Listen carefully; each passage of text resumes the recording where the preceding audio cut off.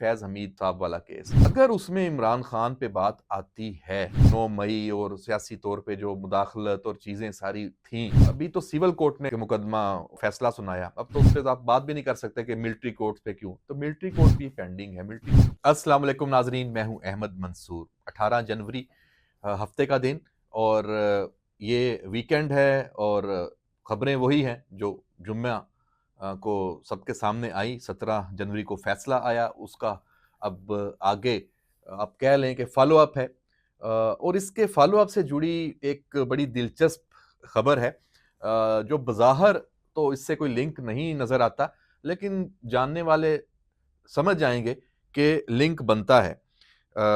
खबर ये है कि जनाब जो इस्लामाबाद हाई कोर्ट है उसमें एडिशनल जजेस की तैनातियां हुई हैं।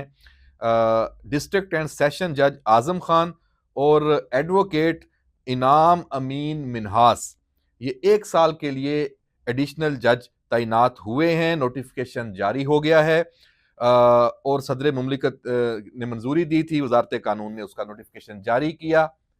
20 जनवरी को chief justice Islamabad high court इनसे हलफ लेंगे, उसके बाद फिर ये अवेलेबल होंगे जो बेंच बनेंगे। तो इनमें से क्या अगर अपील आती है, ये 190 मिलियन पाउंड जो फैसला आया है एहतसाब अदालत का, जिसमें इमरान खान को 14 साल कैद हुई है, बुशरा बीबी को 7 साल, तो वो हाई कोर्ट में अपील करेंगे तो फिर बेंच बनेंगे। तो इन जो नई तैनातियों में से भी कोई आते हैं नहीं आते, ओवरऑल भी अब एक बात होनी शुरू हो गई है कि इस्लामाबाद हाई कोर्ट में जजेस का एक बैलेंस बनता नजर आ रहा है जो पहले थोड़ा आउट था। इस पे मजीद क्या बात करनी, लेकिन बहरहाल ये अहम खबर थी, मैंने कहा ये आपको व्लॉग के आगाज में ही ये बता दूं। एक और डेवलपमेंट जो बड़ी डेवलपमेंट है वो है जनाब 190 मिलियन पाउंड का तो मामला निमट गया। अडयाला में एक और बड़ी समात तेजी से आगे बढ़ रही है। आज हफ्ते के दिन भी ये समात वहां हुई है। यह है GHQ हमला केस और जनाब इसमें इमरान खान भी पेश हुए हैं और तेजी से इसमें आज पेशरफ्त हुई है। मैं कुछ आपको इसके पॉइंट्स आपको पढ़ के सुनाऊं कि वहां क्या हुआ। अब ये 22 जनवरी को होगी अगली समात इसकी। आज एक गवाह ASI नूर का बयान रिकॉर्ड किया गया है इसमें और मजमूई तौर पे जो इस्तगाशा के 5 गवाहान हैं उनकी शहादत कलमबंद हो चुकी है। मुल्जमान से जो बरामद माल है, GHQ हमला केस की बात कर रहा हूं, वो भी अदालत में पेश किया गया है और उसमें ज़ाहिर सी बात है जो क्या हो सकता है, मुजाहरीन के पास आग लगाने की कोई चीज़ें हैं, डंडा तोड़ फोड़ की सारी, झंडे वगैरह पार्टी के PTI के। तो जनाब मुलजमा है मुसर्रत जमशेद चीमा, उनके वकील डॉक्टर अली इमरान थे, उनको अदालत में आज समात में दाखिले की इजाज़त नहीं मिली। उन्होंने बदतमीजी की थी और वो एक अलहदा वाक़या है, उसने माफ़ी भी मांगी है गैर मशरूत, ज़बानी दरख्वास्त भी की थी लेकिन वो नहीं मंजूर हुई। तहरीरी जवाब मांगा गया है, अदालत ने ये हुक्म दिया है। तहरीरी जवाब आ जाएगा तो माफ़ी मिल जाएगी, लेकिन ये भी अब वहाँ ये क्लियर हो गया है कि ये बदतमीजी शतमीजी बर्दाश्त नहीं होगी, फिर यही हाल होगा जो इस वकील साहब का हुआ है, आपको फिर आने नहीं दिया जाएगा। मतलब अब अदालत में सियासत तो ना करें ना, वहाँ आप अपना एक बयानिया बनाने की कोशिश करें। तो जनाब बानी PTI इमरान खान भी मौजूद थे। अच्छा, शेख रशीद भी थे, डॉक्टर बाबर अवान फैसल जो मलक एडवोकेट हैं वो भी थे, शेख राशिद शफीक भी थे, शहरयार आफरीदी, बशारत राजा भी थे और जज अमजद अली शाह ने ये की है। शेख रशीद साहब ने बाहर आके इस पे गुफ्तगू की इस केस के हवाले से और कहा कि आज तो इमरान खान को मैंने बोसा दिया, थोड़ा अपना उन्होंने कद काट, आपको पता है उनका स्टाइल, अंदर से खुश नजर आ रहे थे कि खान साहब, मतलब जाहिर बात है बुरे फंसे हैं, जाहिर बात है फंसे होंगे तो शेख रशीद जैसे जो थे पहले उनके करीब, वो दोबारा उनको कोई मौका मिलेगा।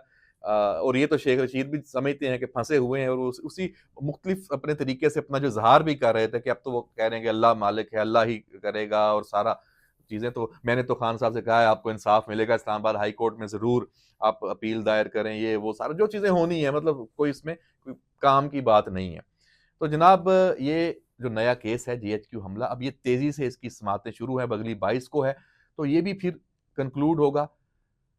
अब एक और भी है कि आप सिर्फ़ 190 मिलियन पाउंड में तो सज़ा हो चुकी है, जीएचक्यू का मैंने बता दिया, तोशाखाना 2 भी मौजूद है, वो भी तेज़ी से ही आगे बढ़ रहा है, अगले हफ्ते उसकी भी समाअत होनी है मज़ीद अडयाला जेल में। लेकिन एक और जो केस है जिस पे सब अब थोड़े हम उस पे बात करना छोड़ गए हैं, वो है फैज़ हमीद साहब वाला केस। अ, अगर उसमें इमरान खान पे बात आती है, 9 मई और सियासी तौर पे जो मुदाखलत और चीज़ें सारी थीं, तो फिर अभी तो सिविल कोर्ट ने दिया ना कि मुकदमा उसका फैसला सुनाया। अब तो उस पे आप बात भी नहीं कर सकते कि मिलिट्री कोर्ट पे क्यों? तो मिलिट्री कोर्ट भी पेंडिंग है। मिलिट्री कोर्ट की बातें हो रही हैं। कुछ जर्नलिस्ट ने तो ये दावा किया है कि बड़ी जल्दी इमरान खान का केस मिलिट्री कोर्ट में जाने लगा है। तो मुझे तो यही समझ आती है कि एक यही केस है, जो फैज़ हमीद वाला। तो देखते हैं कि उसमें क्या पेशरफ्त होती है। तो जनाब ये आज की चिट-चैट है। मैं आखिर में आपको एक और खबर भी दे दूँ। फ़ौज में बड़ी अ, जो तैनातियाँ कह लें, ट्रांसफ़र पोस्टिंग हुई हैं, बड़ी अहम हैं। अ, और हैं मामूल के मुताबिक ये होनी थी, ड्यू थी। और लेकिन इसके असरात ज़ाहिर-सी बात है, जब बड़े ओहदों में, सिर्फ़ फ़ौज की बात नहीं है, तमाम जो सरकारी इदारे हैं, जैसे मिनिस्टर्स भी कहीं चेंज होते हैं, कोई सेक्रेटरीज़ लेवल पे भी ट्रांसफ़र पोस्टिंग होती हैं, मुख्तलिफ़ अदारों के हेड्स लगते हैं, तो यकीनन उसका इम्पैक्ट पड़ता है ना। तो फ़ौज में भी पड़ेगा। चीफ़ ऑफ जनरल स्टाफ़, उनके 2 साल पूरे हुए, बहुत एक ज़बरदस्त अफ़सर, और वो लेफ्टिनेंट जनरल अवैस दस्तगीर, वो कोर कमांडर कराची लगा दिए गए हैं। आर्मी चीफ ने उनका फैसला किया, और ये बहुत अहम, पहले चीफ ऑफ जनरल स्टाफ रहे, अब कराची के कोर कमांडर रहेंगे, तो किसी भी आर्मी अफसर के लिए ये एक बहुत, उसका ये ख्वाब होता है कि वो इस लेवल पे कमांड करे और इस लेवल पे पहुंचे।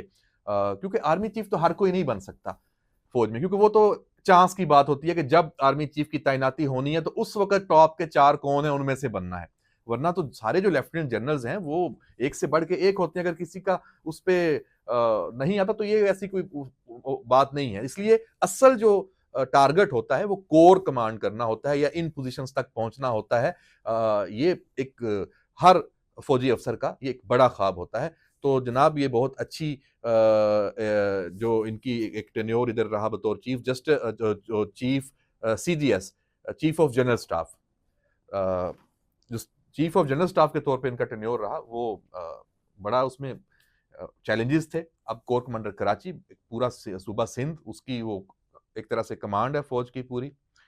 तो जो कोर कमांडर कराची पहले थे, डीजी आईएसपीआर भी रह चुके हैं, लेफ्टिनेंट जनरल बाबर इफ्तिखार, उनको एनडीयू में लगाया गया है, प्रेसिडेंट एनडीयू।